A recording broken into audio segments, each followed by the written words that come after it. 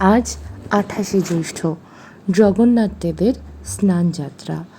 কথিত রয়েছে পুরাণ অনুযায়ী আষাঢ়ে রথযাত্রার পূর্বে জ্যৈষ্ঠের এই দিনে জগন্নাথ দেবের হয় স্নান উৎসব। জগন্নাথ এমনি জগতের নাথ। ছোটোর থেকে বাড়ির বড়দের মুখে খুব প্রচলিত একটা গল্প শুনতাম জগন্নাথ দেবকে নিয়ে। জগন্নাথ দেব যেহেতু হিন্দুদের দেবতা, তাকে অন্য ধর্মের কোনো মানুষ দর্শন করতে পারবে না।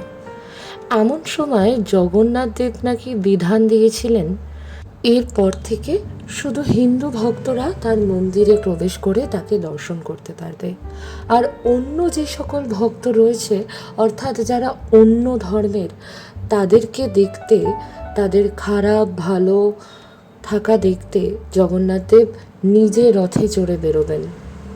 ভেদাভেদ শুধু আমাদের সাধারণ মানুষের মধ্যে।